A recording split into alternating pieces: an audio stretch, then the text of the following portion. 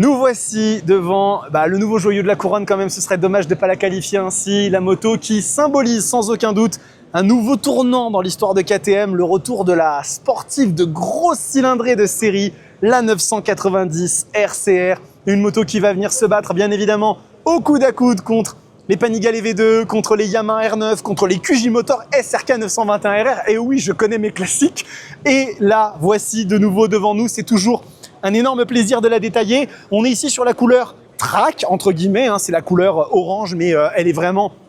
très belle dans cette couleur, toujours clivante, toujours avec des lignes taillées à la serpe. C'est ce qui fait le côté sexy d'une KTM. Et je vous en avais parlé, je vous l'avais montré sur la 990 Duke R. Et là, on va retrouver le même genre d'écran très techno, vraiment très sexy aussi. Ça fait vraiment plaisir parce que KTM n'ont jamais eu peur de mettre beaucoup de technologie dans leur machine et ça se décline très très bien. Et bien sûr, on est aussi sur un moteur très intéressant, le LC8C dans la même version que celui de la 990 Duke R, donc à savoir 130 chevaux, plus de 100 Nm de couple, donc une moto qui déboîte comme il faut avec des équipements parti-cycle qui sont ultra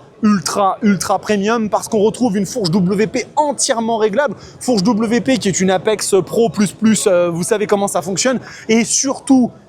mesdames et messieurs, ceci là, vous savez ce que c'est ça? Ça, c'est des étriers Brembo iPure. Ce sont les plus puissants étriers que Brembo possède. Je ne vais même plus dire les plus puissants étriers du grand public parce qu'il y a des gens qui vont me sortir « Oui, mais tu peux installer du Bérenger !» Alors que bon, Bérenger, c'est pas du tout du grand public. Bref, c'est une folie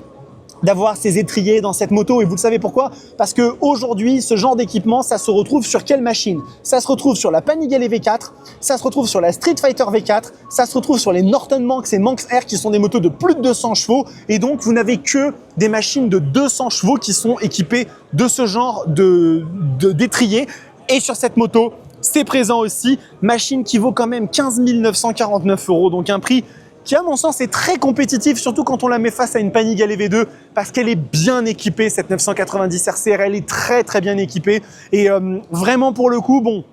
je ne sais pas si je vais avoir l'occasion de vous en essayer une de ces quatre ou pas parce que ça reste ce genre de machines qui sont difficiles à avoir, difficiles à trouver, difficiles de mettre la main dessus, mais ce serait vraiment un plaisir de pouvoir vous donner un peu mon ressenti sur des motos comme ça parce que c'est pour moi, vraiment, la nouvelle ère de la sportivité. Attention, les hyper sportives n'ont pas disparu. Rappelez-vous, la S1000RR, plus 45% de vente en 2025, avec un marché qui est assez stable pour le coup. Mais